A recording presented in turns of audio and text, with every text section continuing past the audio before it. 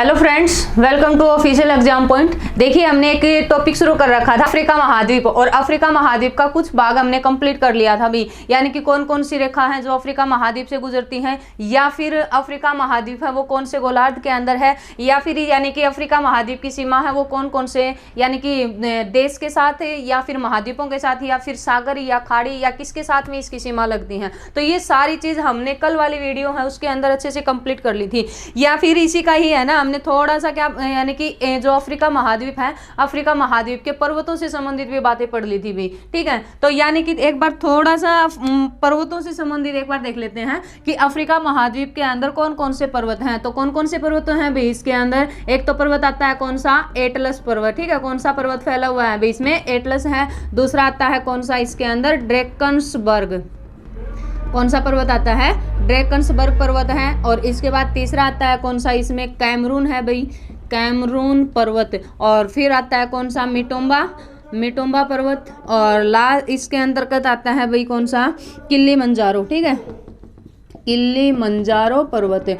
और इसके बाद आता है कौन सा? Mount Kenya. ठीक है, कौन सा है? यानी कि केन्या पर्वत। तो ये इस प्रकार से क्या है कि कुछ पर्वत श्रृंखलाएं फैली हुई हैं किस महाद्वीप के अंदर? अफ्रीका महाद्वीप के अंदर। और अफ्रीका की जो सबसे ऊंची जो पर्वत श्रृंखला है वो पर्वत श्रृंखला कौन सी आती है? किलिमंजारो पर्वत श्रृंखला है भाई। इसी तरह से हमने पढ़ा था यानी कि माउंट केन्या है, इसके आसपास वाले एरिया में किसका उत्पादन होता है? चाय का उत्पादन इसके, और कॉफी का उत्पादन कौन सी पहाड़ी या कौन से पर्वत के पास में होता है? माउंट केन्या के पास में। तो ये सारी ये पढ़ा था या क्या है, यानी कि जो अफ्रीका महाद्वीप है इसकी सबसे प्राचीन और सबसे प्राचीन कौन सी वलित पर्वत श्रेणी है वो कौन सी आती है? ड्रैकन्सबर्ग है भाई। तो ये सारी बातें कल वाली वीडियो के अंदर हमने अच्छे से कंप्लीट कर ली थी। अब इसके बाद है यानी कि अफ्रीका महाद्वीप है, इस अफ्रीका महाद्वीप के अंदर कौन कौन से पठार फैले हुए हैं। तो कौन कौन सा पठार है जो अफ्रीका महाद्वीप के अंतर्गत आता है? तो सबसे पहले इसके अंतर्गत आता है, जैसे कि मान लो ये है भाई यानी कि अफ्रीका महाद्वीप। ठीक है, ये वाला भाग है अफ्रीका महाद्वीप का। और अफ्रीका महाद्वीप के अंदर यहाँ पर एक जो पठार फैला हुआ है, ठीक है, और यहाँ जो पठार है ना वो पठार कौन सा है? जिसका नाम है जोश का पठार। ठीक है, कौन सा पठार आता है यहाँ पर? जोश का पठार। इसके बाद यहाँ पर एक पठार और फैला हुआ है जिसको किस नाम से जानते हैं? जिसको बोला जाता है क्या? बाई का पठार। ठीक है, कौन सा पठार आता है इसमें? बाई का पठार। इसी तरह से है ना, यहाँ पर एक और पठार फैला हुआ है, और ये वाला पठार कौन सा आता है भाई? और ये है कौन सा? कटंगा का पठार। कटंगा का पठार। और इसके बाद यहाँ एक पठार फैला हुआ है इथोपिया के अंदर, और उसी के नाम पर इसका नाम क्या रखा गया था? इथोपिया का पठार। इथोपिया का पठार। तो ये कुछ पठार फैले हुए हैं कौन से यानी कि महाद्वीप के अंदर? अफ्रीका महाद्वीप के अंदर। जोश का पठार है, बाई का पठार है, इथोपिया का पठार है, और कौन सा आता है? कटंगा का पठार है। जो कटंगा का पठार है, ये कटंगा का पठार कहाँ पर फैला हुआ है भाई? और ये आता है कांगो या फिर कौन सा? यानी कि जायरे बेसिन वाला एरिया। ठीक है, कांगो जायरे के अंदर फैला हुआ है कौन सा पठार? कटंगा का पठार। और इथोपिया पठार फैला हुआ है, ये कहाँ पर? यानी कि इथोपिया देश के अंदर। ठीक है, और इसके बाद आता है कौन सा? बाई का पठार फैला हुआ है, यहाँ एक देश है और उस देश का नाम आता है अंगोला। अंगोला देश के अंदर फैला हुआ है कौन सा? बाई का पठार। ठीक है, और ये जो जोश का पठार है ना, यहाँ पर दो देश हैं भाई, और दो देश कौन कौन से आते हैं? एक का तो नाम है नाइजीरिया, और दूसरा आता है यहाँ पर कौन सा? नाइजर। इन दोनों के अंदर फैला हुआ है कौन सा? जोश का पठार। तो अफ्रीका महाद्वीप के अंदर यानी कि कुछ पठार जो हैं वो कौन कौन से हैं? तो वो पठार आते हैं कौन सा? एक तो जोश का पठार, दूसरा कौन सा आता है? बाई का पठार, तीसरा आता है कौन सा? कटंगा का पठार, और लास्ट आता है कौन सा? इथोपिया का पठार। देखिए यहाँ पर है, ये वाला भाग है अफ्रीका महाद्वीप का। ये है भाई अफ्रीका महाद्वीप। ठीक है, और इस अफ्रीका महाद्वीप के अंदर कहाँ पर? अंगोला, इस एरिया के अंदर फैला हुआ है यहाँ पर। ठीक है ना, और यहाँ कौन सा है? बाई का पठार। ठीक है, और इसके बाद आता है कौन सा? जैसे कि नाइजर, ये वाला भाग है नाइजर और नाइजीरिया, इन दोनों के पास में यहाँ पर फैला हुआ है, और यहाँ फैला हुआ है कौन सा? जोश का पठार। ठीक है, और इसके बाद आता है कौन सा? यानी कि ये वाला भाग है भाई कांगो और देखिए यहाँ पर कांगो और जायरे, ये यहाँ पर ये वाला भाग है ना, यहाँ पर फैला हुआ है कौन सा, कटंगा का पठार। और इथोपिया के अंदर ये वाला भाग देखिए यहाँ पर, और इथोपिया के अंदर फैला हुआ है कौन सा, इथोपिया का पठार। तो यानी कि अफ्रीका महाद्वीप के अंदर जो पठार हैं वो कौन कौन से आते हैं, एक तो है कौन सा, यानी कि जोस का पठार, बाई का पठार, कटंगा का पठार, और लास्ट कौन सा आता है, यानी कि इथोपिया का पठार। अब इसके बाद है अफ्रीका महाद्वीप की नदियां। अफ्रीका महाद्वीप की नदियां, अफ्रीका महाद्वीप की नदियां, यानी कि अफ्रीका महाद्वीप के अंदर कौन कौन सी नदियां हैं भाई। तो सबसे पहले आती है कौन सी नदी, नील नदी, ठीक है। कौन सी नदी आती है, नील नदी। और नील नदी है ना, नील नदी का उद्गम स्थान कहाँ पर है, तो देखिए ये वाला, यानी कि ये है कौन सा, अफ्रीका महाद्वीप, ठीक है। और इस अफ्रीका महाद्वीप से ये वाली रेखा गुजरती है कौन सी, 0 डिग्री, और 0 डिग्री कौन सी, इक्वेटरी लाइन या फिर भूमध्य रेखा। इसके बाद ये वाली रेखा है, ये कौन सी है, यानी कि 23.5 डिग्री, और 23.5 डिग्री कौन सी है, करक रेखा, ठीक है। कौन सी आती है, करक रेखा। और ये है कौन सी, भूमध्य रेखा, भूमध्य रेखा। और इसके बाद ये वाली जो लाइन है, ये वाली लाइन आती है कौन सी, 23.5 डिग्री, और 23.5 डिग्री कौन सा, दक्षिणी अक्षांश, और दक्षिणी अक्षांश कौन सी, मकर रेखा, ठीक है। कौन सी आती है, मकर रेखा। अब जो नील नदी है, नील नदी का उद्गम स्थान कहाँ पर है, तो नील नदी का उद्गम स्थान आता है भाई, एक तो झील यहाँ पर फैली हुई है, ठीक है, इस भाग के अंदर फैली हुई है भूमध्य रेखा के समीप में। और ये जो झील है ना, इस झील का क्या नाम है, विक्टोरिया झील। कौन सी झील आती है यहाँ पर, विक्टोरिया झील। और विक्टोरिया झील से है ना एक नदी निकलती है यहाँ से, और यहाँ से कौन सी नदी निकलती है भाई, यहाँ से नदी निकलती है श्वेत नील नदी, ठीक है। कौन सी नदी निकलती है, श्वेत नील नदी निकलती है। अब इसके बाद है ना एक और है यहाँ पर, ये वाला जो भाग है यहाँ पर है भाई, ठीक है। जो इथोपिया है ना, इथोपिया के अंदर, और इथोपिया का जो पठार है उसके पास में एक झील है यहाँ, और उस झील का नाम आता है क्या, तान्ना झील, ठीक है। कौन सी झील आती है यहाँ पर, तान्ना झील।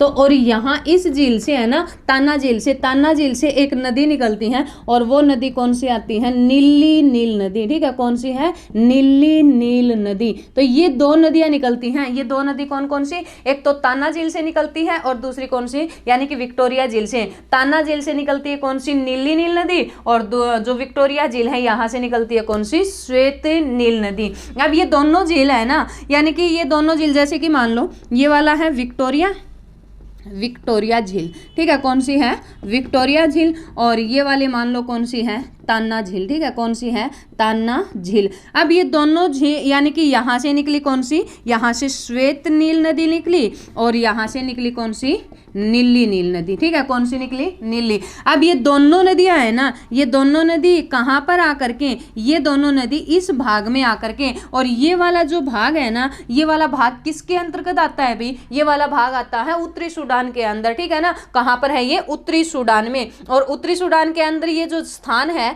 ये स्थान कौन सा है, तो यानी कि ये उत्तरी सूडान में, और उत्तरी सूडान के अंतर्गत आता है खार्तूम, ठीक है। कौन सा स्थान है ये, खार्तूम स्थान है भाई। अब इस उत्तरी सूडान के अंतर्गत खार्तूम में दोनों नदियां क्या हैं, यानी कि श्वेत नदी और दूसरी कौन सी, नीली नील नदी। ये दोनों मिलकर के क्या है, एक धारा के रूप में क्या है, ये आगे बहती हैं। तो यानी कि इसके बाद इसका नाम क्या होता है, इसके बाद इसका नाम नील नदी होता है, ठीक है। क्या है, नील नदी होता है। तो क्वेश्चन यहाँ से क्या बनता है कि नील नदी है, नील नदी किन दो सरिताओं से मिलकर के बनी हुई है, या किन दो नदियों के मिलने से बनी हुई है। तो दो नदी कौन कौन सी, एक तो श्वेत नील नदी, और दूसरी कौन सी आती है, नीली नील नदी। और ये दोनों नदियां है ना, कहाँ जा करके, ये दोनों नदियां उत्तरी सूडान, और उत्तरी सूडान की राजधानी कौन सी, खार्तूम। खार्तूम के अंदर जा करके क्या है, यानी कि मिल जाती हैं, और मिलने के बाद एक जो धारा है ना, वो धारा बहती है, वो किस नाम से जानी जाती है, नील नदी के नाम से जानी जाती है भाई, ठीक है। किसके नाम से जानी जाती है, ये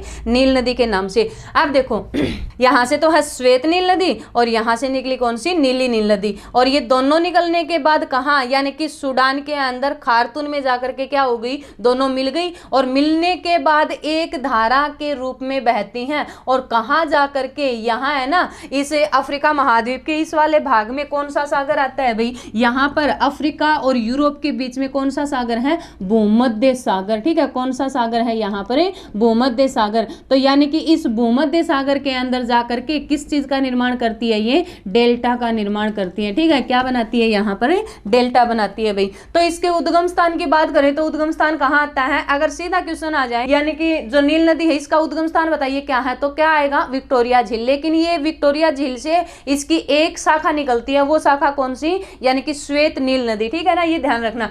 अच्छा, अब यानी कि दोनों मिलकर के कहां पर, खार्तून में जाकर के एक धारा के रूप में बहती है और फिर उत्तर दिशा में बहती हुई कहां जाकर के गिर जाती है, ये भूमध्य सागर के अंदर गिरती है। और किस चीज का निर्माण करती है, ये डेल्टा का निर्माण करती है। ठीक है, किसका निर्माण करती है, डेल्टा का निर्माण करती है भाई। अब ये वाला जो भाग है ना अफ्रीका महाद्वीप का, और ये वाला भाग आता है मिस्र गणराज्य। ठीक है, कौन सा भाग आता है, ये मिस्र गणराज्य है भाई। अब इस मिस्र गणराज्य के अंदर इस नील नदी के ऊपर क्या है, एक बांध बना रखा है। और यहाँ कौन सा बांध बना रखा है भाई, इस पर बांध बना रखा है आसवान बांध। और आसवान बांध कौन सी नदी पर, तो आसवान बांध आता है नील नदी के ऊपर। अब इस यानी कि ये जो बांध है ना, ये इसी के पास में क्या है, इस नील नदी के इस आसवान बांध के पास में ही है ना, कौन सी रेखा के पास में, 23.5 डिग्री और 23.5 डिग्री कितना, यानी कि कर्क रेखा। ठीक है, और ये जो इसके पास में है ना, यहाँ पर इस बांध के पास में ही यानी कि इसके पश्चिमी दिशा के अंदर क्या बना रखा है, यानी कि एक कृत्रिम झील बनाई गई है। और यहाँ पर ये जो कृत्रिम झील है, वो कृत्रिम झील कौन सी आती है भाई, वो कृत्रिम झील है नासिर। ठीक है, कौन सी कृत्रिम झील बना रखी है, नासिर झील बना रखी है। ठीक है, कौन सी झील आती है, नासिर झील। एक बार दोबारा से देखो, नील नदी है, नील नदी का उद्गम स्थान की बात करें तो नील नदी का उद्गम स्थान कहाँ, विक्टोरिया झील। और दूसरी कौन सी, ताना झील। विक्टोरिया झील से निकलती है कौन सी, श्वेत नील नदी। और जो ताना झील है इससे निकलती है कौन सी, नीली नील नदी। ये दोनों है, दोनों कहाँ पर जाकर के, उत्तरी सूडान। और उत्तरी सूडान में कौन सा, उत्तरी सूडान की राजधानी कहाँ, खार्तून। खार्तून के अंदर जब इसकी एक धारा बहती है तो वो किस नाम से जानी जाती है, वो नील नदी के नाम से जानी जाती है। अब ये कहां पर अपना मुहाना या कहां पर अपना डेल्टा बनाती है, अपना पानी कहां गिराती है, तो ये गिराती है कहां पर, भूमध्य सागर के अंदर। और किस चीज का निर्माण करती है, ये डेल्टा का निर्माण करती है। और मिस्र राज्य के अंदर इस नदी के ऊपर क्या बना रखा है, एक बांध बना रखा है। वो बांध कौन सा, आसवान बांध बना रखा है भाई। और इसी बांध के पास में ही है ना एक कृत्रिम झील बनाई गई है। और जो अफ्रीका की क्या है, सबसे बड़ी क्या है भाई, कृत्रिम झील है। और वो झील कौन सी आती है, नासिर झील है। अगर नासिर झील की ये पूछे कि नासिर झील है वो कौन सी रेखा के पास में है, तो वो आती है कौन सी, कर्क रेखा के पास में, 23.5 डिग्री उत्तरी अक्षांश के पास में। और विक्टोरिया झील की बात करें तो वो है किसके पास में, भूमध्य रेखा के पास में। और यानी कि कौन सा, 0 डिग्री भूमध्य रेखा के पास में। अब इसके बात आती है जो नील नदी है, नील नदी क्या है, यानी कि अफ्रीका महाद्वीप की सबसे लंबी नदी। और दूसरी क्या है, विश्व की सबसे लंबी नदी भी कौन सी आती है, नील नदी है भाई। ठीक है, विश्व की सबसे लंबी नदी कौन सी, तो विश्व की सबसे लंबी नदी है कौन सी, नील नदी। कौन सी नदी आती है, नील नदी है भाई, नील नदी। ठीक है, नील नदी, नील नदी के उद्गम स्थान हमने अच्छे से देख लिया। अब नील नदी है, नील नदी यानी कि क्या है, विश्व की सबसे लंबी नदी, विश्व की सबसे लंबी। ठीक है, विश्व की सबसे लंबी नदी कौन सी, तो विश्व की सबसे लंबी नदी आती है कौन सी, नील नदी। ठीक है, कौन सी है, नील नदी। और अफ्रीका महाद्वीप की भी कौन सी है भाई, अफ्रीका महाद्वीप की सबसे लंबी नदी भी कौन सी आती है, नील नदी ही है। ठीक है, कौन सी नदी है, नील नदी। अब नील नदी है ना, नील नदी के किनारे या नील नदी के आसपास कौन सी सभ्यता पनपी थी, तो नील नदी के आसपास में मिस्र सभ्यता पनपी थी। ठीक है, कौन सी सभ्यता, मिस्र सभ्यता का विकास। और मिस्र सभ्यता का विकास कौन सी नदी के किनारे या कौन सी नदी के आसपास में, तो ये आता है कौन सा, नील नदी के आसपास में। और इसी को ही क्या बोला जाता है, यानी कि मिस्र का वरदान, मिस्र का वरदान। और मिस्र का वरदान कौन सी नदी कहलाती है, तो मिस्र का वरदान भी कहलाती है कौन सी नदी, नील नदी। ठीक है, कौन सी नदी आती है, नील नदी है भाई, ये ध्यान रखना। नील नदी की लंबाई की बात करें तो लंबाई इसकी आती है कितनी, तो लंबाई है 6650 किलोमीटर। ठीक है, कितनी लंबी है ये, 6650। कहाँ पर बहती है, दक्षिण से। और दक्षिण से किस दिशा में, उत्तर दिशा में बहने वाली नदी है कौन सी, यानी कि नील नदी। ठीक है, कौन सी नदी आती है, नील नदी। अब इसके बाद दूसरी नदी है, और दूसरी नदी आती है कौन सी, कांगो नदी। ठीक है, दूसरी नदी है कांगो, कांगो नदी।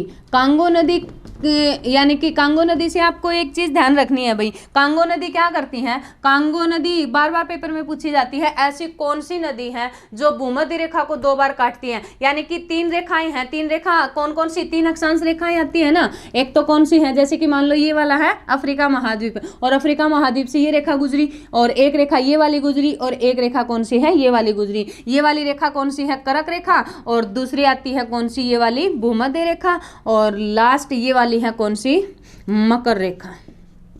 कौन सी है, मकर रेखा। ठीक है, मकर रेखा।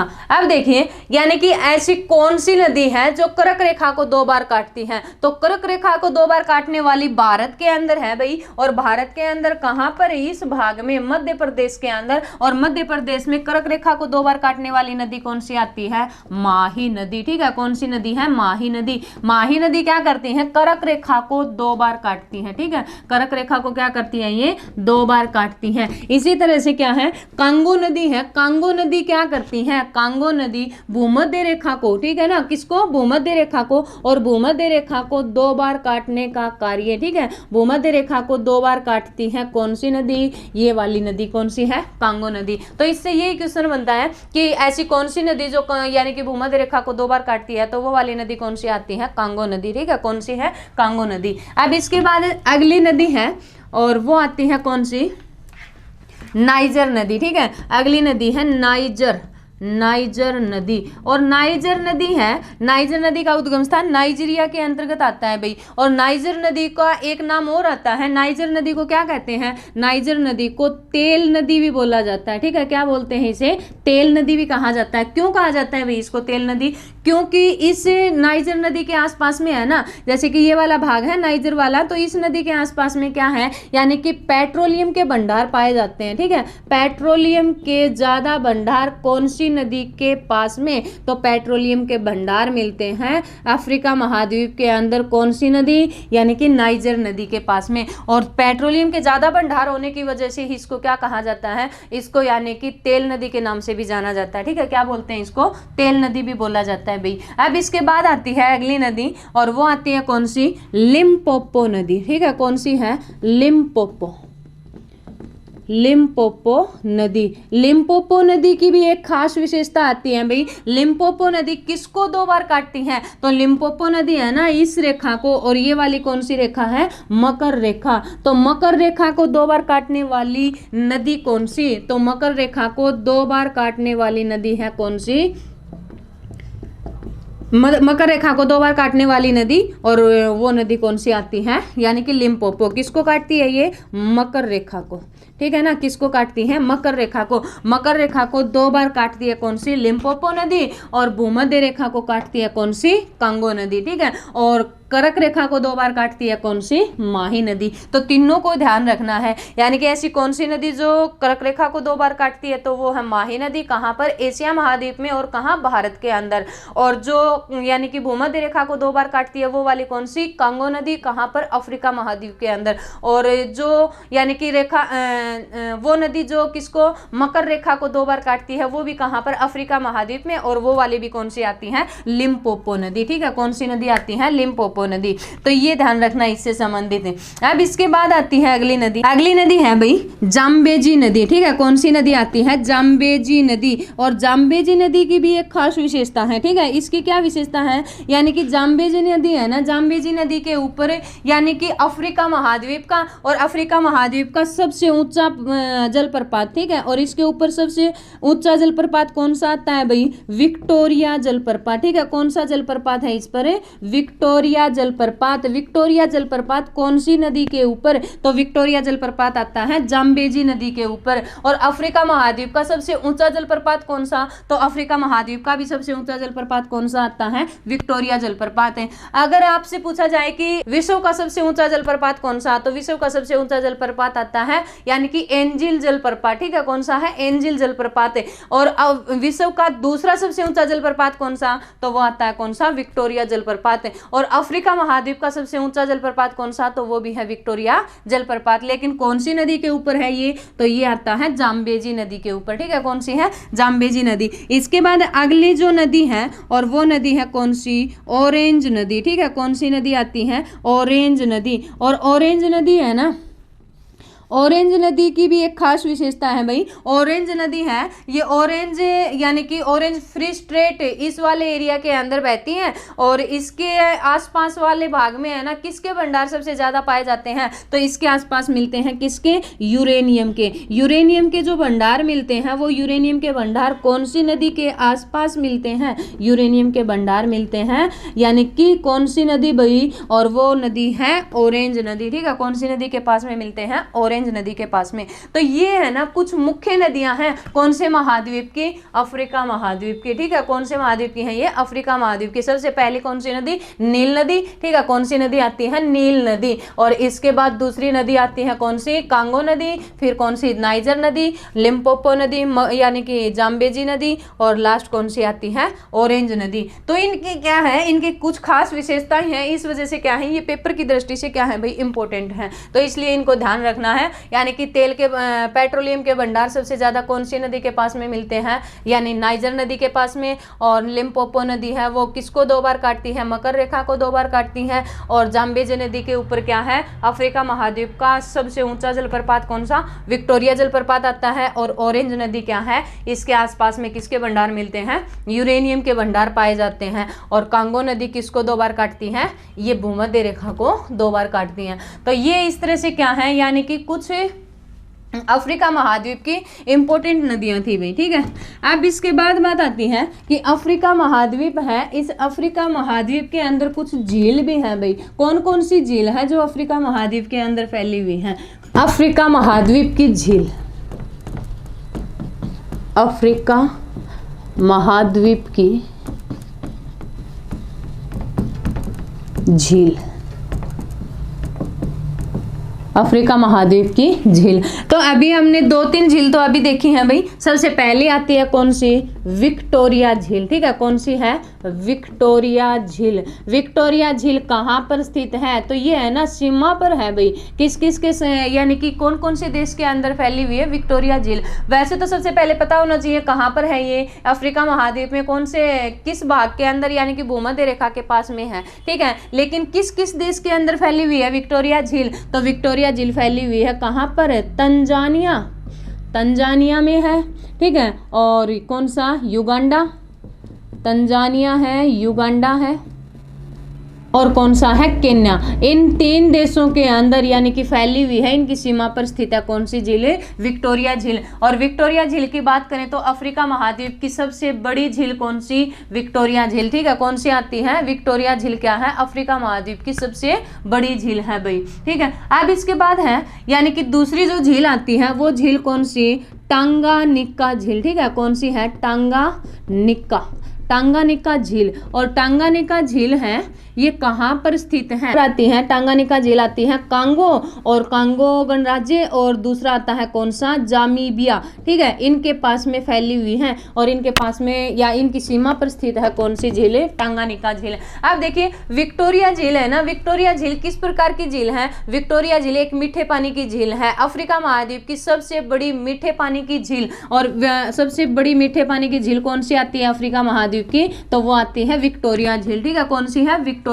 और क्षेत्रफल में विश्व की दूसरी सबसे बड़ी झील, तो वो भी कौन सी आती है, विक्टोरिया झील, ठीक है। कौन सी है, विक्टोरिया झील। लेकिन टांगानिका झील है, टांगानिका झील भी अफ्रीका महाद्वीप की क्या है, एक बड़ी मतलब अफ्रीका महाद्वीप की, और अफ्रीका महाद्वीप की क्या है, सबसे लंबी, अफ्रीका महाद्वीप की सबसे लंबी झील कौन सी, तो लंबी झील आती है कौन सी, टांगानिका झील। अफ्रीका महाद्वीप की दूसरी सबसे बड़ी झील कौन सी, तो वो भी आती है कौन सी, टांगानिका झील।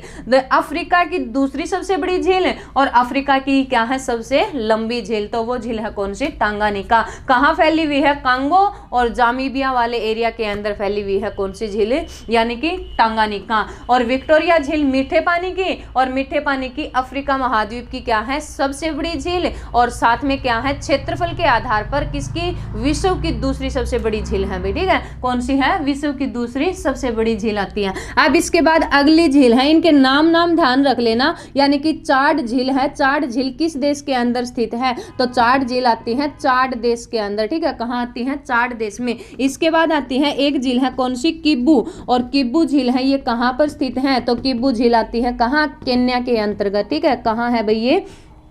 केन्या में। इसके बाद आती है एक और है, कौन सी? नासिर झील, ठीक है। कौन सी झील है? नासिर। और नासिर झील है ना, ये नासिर झील क्या है? अफ्रीका महाद्वीप की, और अफ्रीका महाद्वीप की कैसी, यानी कि सबसे बड़ी, और सबसे बड़ी कैसी है भाई? ये कृत्रिम झील है, ठीक है। अफ्रीका महाद्वीप की सबसे बड़ी कृत्रिम झील कौन सी? तो अफ्रीका महाद्वीप की सबसे बड़ी कृत्रिम झील आती है कौन सी? नासिर झील। लेकिन नासिर झील है ये कहाँ पर स्थित है? तो नासिर झील आती है कर्क रेखा के पास में, और कर्क रेखा के पास में कहां पर है? मिस्र गणराज्य के अंदर, ठीक है। कहां है ये? कर्क रेखा के समीप, और कर्क रेखा के समीप कहां पर है? मिस्र गणराज्य के अंतर्गत, ठीक है। कहां है ये? मिस्र गणराज्य में स्थित। और अगली झील आती है कौन सी? न्यासा, ठीक है। कौन सी झील आती है? न्यासा। और न्यासा का ही दूसरा नाम आता है क्या? मालावी, ठीक है। मालावी झील या न्यासा झील। और मालावी या न्यासा झील है ना, कहां पर स्थित है? तो ये आती है कहां? यानी कि तंजानिया, और कौन सा? मोजाम्बिक है। मोजाम्बिक और तंजानिया के पास में फैली हुई है कौन सी झील है?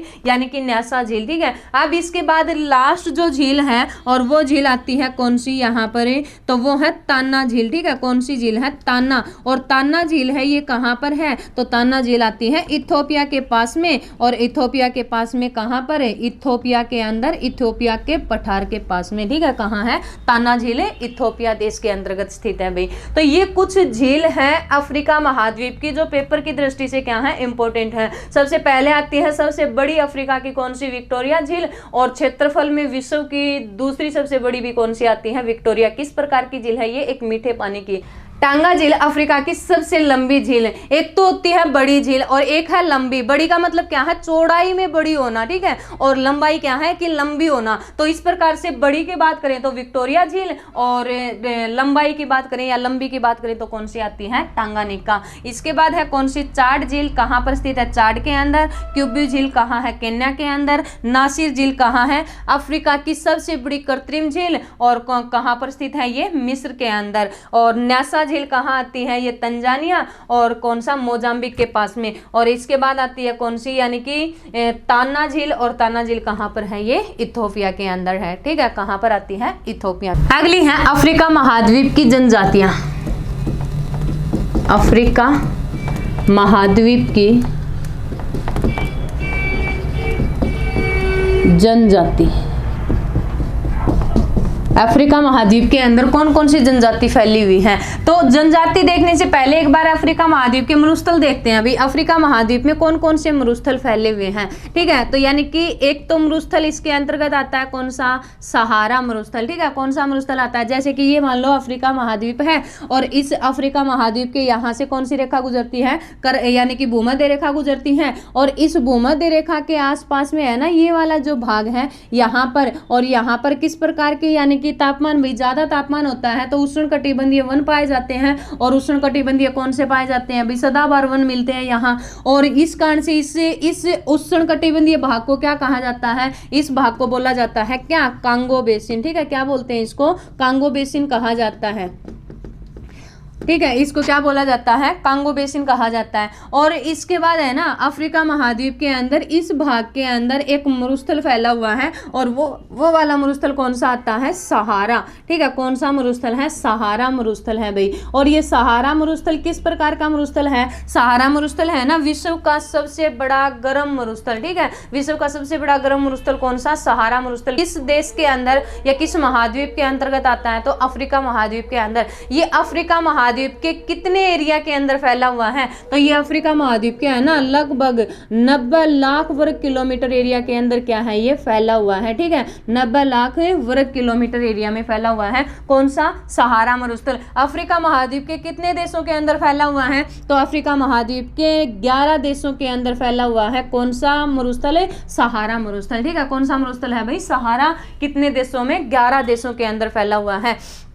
अब ये सबसे बड़ा तो है अफ्रीका महाद्वीप का सबसे क्या है? बड़ा मरुस्थल कौन सा? या फिर विश्व का सबसे बड़ा मरुस्थल कौन सा? यानी कि सहारा मरुस्थल। लेकिन विश्व में सबसे कम जनसंख्या घनत्व वाला मरुस्थल कौन सा? तो जनसंख्या घनत्व कम वाला कौन सा मरुस्थल आता है भाई? सहारा मरुस्थल, ठीक है। यानी कि बड़ा है सबसे ज्यादा विश्व का, ठीक है, सबसे बड़ा मरुस्थल कौन सा? सहारा। लेकिन सबसे कम जनसंख्या घनत्व वाला मरुस्थल कौन सा है? तो वो आता है कौन सा? सहारा मरुस्थल। अब इसके बाद है ना, यहाँ पर एक और मरुस्थल फैला हुआ है यहाँ, और ये वाला मरुस्थल है ना बोत्सवान वाला, बोत्सवान जो देश है इसके अंतर्गत, इसके आसपास वाले एरिया में फैला हुआ है भाई। और ये वाला मरुस्थल कौन सा आता है? कालाहारी मरुस्थल, ठीक है। कौन सा मरुस्थल है यहाँ? कालाहारी मरुस्थल। और ये कालाहारी मरुस्थल है, कालाहारी मरुस्थल है ना, यहाँ पर यानी कि इस मरुस्थल का एक प्रसिद्ध पक्षी आता है। और कौन सा पक्षी आता है इसका? यहाँ पर ऑस्ट्रिच, ठीक है। कौन सा पक्षी है यहाँ का? ऑस्ट्रिच जो पक्षी है इस यानी कि कालाहारी मरुस्थल का सबसे प्रसिद्ध पक्षी आता है भाई, ये भी ध्यान। अच्छा, अभी इस कालाहारी मरुस्थल के अंदर है ना कौन सी जनजाति निवास करती है? तो कालाहारी मरुस्थल की जो प्रसिद्ध जनजाति आती है ना, वो प्रसिद्ध जनजाति कौन सी है भाई? यहाँ की बुशमैन, ठीक है। बुशमैन जनजाति किस मरुस्थल में या किस महाद्वीप की प्रमुख जनजाति है? तो बुशमैन जनजाति कहाँ है? अफ्रीका महाद्वीप की। और अफ्रीका महाद्वीप में भी कौन से यानी कि कालाहारी मरुस्थल की, ठीक है। कौन से मरुस्थल की आती है? ये कालाहारी मरुस्थल की आती है भाई। और यहाँ पर प्रसिद्ध पक्षी कौन सा पाया जाता है? ऑस्ट्रिच पक्षी पाया जाता है, ठीक है। कौन सा पक्षी है यहाँ पर? ऑस्ट्रिच पक्षी मिलता है। यहाँ पर जनजाति कौन सी है? बुशमैन। बुशमैन के अलावा एक और जनजाति आती है भाई, और वो जनजाति कौन सी है? जुल्लू। जुल्लू जनजाति भी कहाँ पर निवास करती है? तो जुल्लू जनजाति भी आती है कहाँ पर? यानी कि कालाहारी मरुस्थल के अंतर्गत ही, ठीक है। कहाँ है? कालाहारी मरुस्थल में। अब ये जो कांगो बेसिन वाला एरिया है ना, इस कांगो बेसिन वाले एरिया की भी प्रसिद्ध जनजाति है भाई यहाँ। और यहाँ की प्रसिद्ध जो जनजाति आती है वो कौन सी? पिग्मी। पिग्मी जनजाति का निवास स्थान कौन सा? तो कांगो बेसिन, ठीक है। कौन सा आता है? कांगो बेसिन है भाई। इसके अलावा यहाँ एक और भी जनजाति रहती है, और वो जनजाति कौन सी आती है? बंतू। बंतू और पिग्मी दोनों ही जनजाति कहाँ वाले एरिया की? कांगो बेसिन वाले भाग की, ठीक है। कौन से क्या आती है? Congo basin. लेकिन इसी प्रकार से है ना, जो सहारा मरुस्थल है, इस सहारा मरुस्थल की भी एक प्रसिद्ध जनजाति आती है, और इसकी प्रसिद्ध जो जनजाति है वो कौन सी है? बद्दू। बद्दू जनजाति का निवास स्थान कहाँ पर है? तो बद्दू जनजाति का निवास स्थान आता है सहारा मरुस्थल। और सहारा मरुस्थल अफ्रीका के कितने देशों के अंदर यानी कि फैला हुआ है? 11 देशों के अंदर। लेकिन क्या है? जनसंख्या घनत्व इसका क्या है? सबसे कम है। अच्छा, इसके बाद बात आती है नाइजीरिया, यानी कि इस एरिया के अंदर भी है ना, नाइजीरिया के अंदर यहाँ पर भी एक जनजाति, 2 जनजातियां फैली हुई है अभी इस नाइजीरिया वाले भाग के अंदर। तो नाइजीरिया और नाइजर, इन दोनों के अंदर फैली हुई है यहाँ। और यहाँ पर जो जनजाति है वो जनजाति कौन सी आती है? एक तो आती है आहूसा जनजाति, और दूसरी आती है यहाँ पर इसी के अंदर कौन सी? फुलाना या फुलानी जनजाति, ठीक है। कौन सी है? फुलाना या फुलानी जनजाति। आहूसा और कौन सी? फुलानी, ये दोनों इस भाग के अंदर। और ये दोनों कौन सा एरिया है? नाइजीरिया। और दूसरा आता है कौन सा? नाइजर। नाइजीरिया और नाइजर के अंदर जो जनजाति फैली हुई है वो जनजाति कौन सी है? तो इनके अंदर फैली हुई है एक तो कौन सी? आहूसा, और दूसरी कौन सी आती है? फुलाना। ये वाली फुलाना जो जनजाति है ना, ये क्या करती है भाई? इनका मुख्य जो व्यवसाय है वो क्या है? पशुपालन। और जो आहूसा जनजाति है इसका मुख्य व्यवसाय क्या आता है? कृषि। यानी कि आहूसा जनजाति क्या करती है? कृषि करते हैं। और फुलानी जो जनजाति है वो क्या करती है? यानी कि पशुपालन करती है भाई, ठीक है। कौन सी करती है? पशुपालन। अब इसके बाद है ना, यानी कि जो केन्या वाला जो एरिया है यहाँ, केन्या, और केन्या के अंदर है ना जो माउंट केन्या वाला भाग है, और माउंट केन्या के अंदर क्या है? चाय और कॉफी का सबसे ज्यादा उत्पादन होता है।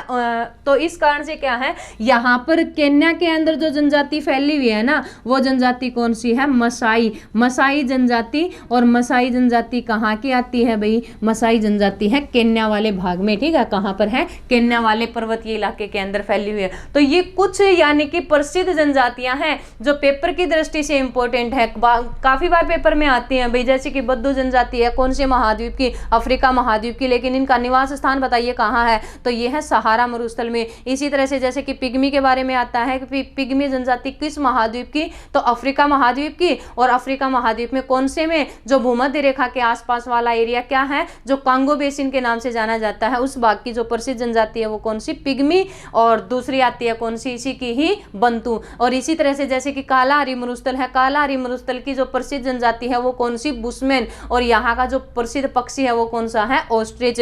पिग्मे यानी कि बुशमैन भी है, और इसके अलावा यहाँ की एक जनजाति और आती है कौन सी, जुल्लू। तो इसी तरह से क्या है, नाइजीरिया और नाइजर के अंदर जो फैली हुई है 2 जनजाति प्रसिद्ध हैं, और वो 2 जनजाति कौन कौन सी आती हैं, एक तो है कौन सी, हाउसा, और दूसरी आती है कौन सी, फुलानी। फुलानी वाले जो लोग हैं उनका मुख्य व्यवसाय क्या है, पशुपालन करना, और जो हाउसा वाले लोग हैं इनका मुख्य व्यवसाय क्या आता है, कृषि करना। इसी तरह से क्या है, यानी कि केन्या वाले एरिया के अंदर जो चाय और कॉफी का सबसे ज्यादा उत्पादन होता है, तो वहां पर जो प्रसिद्ध जनजाति फैली हुई है वो जनजाति कौन सी आती है, मसाई जनजाति। तो इस प्रकार से यानी कि कुछ प्रसिद्ध जनजातियां हैं जो पेपर की दृष्टि से इंपॉर्टेंट है, तो वो सारी हमने अच्छे से अफ्रीका महाद्वीप की कंप्लीट कर ली है भाई, ठीक है। तो हमने यानी कि आज पढ़े क्या, जो अफ्रीका महाद्वीप है, अफ्रीका महाद्वीप के पठार पढ़े हैं और नदी पढ़ी है, और अफ्रीका महाद्वीप की कुछ जनजाति और मरुस्थल पढ़े हैं भाई, ठीक है।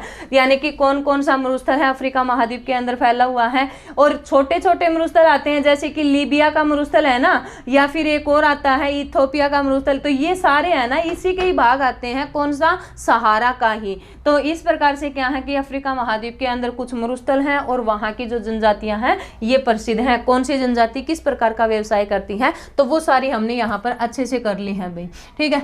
वीडियो अच्छे लगे तो लाइक करना, शेयर करना, और चैनल सब्सक्राइब जरूर कर लेना भी, ताकि हमारी हर वीडियो आपके पास में पहुँचते रहे। Thank you.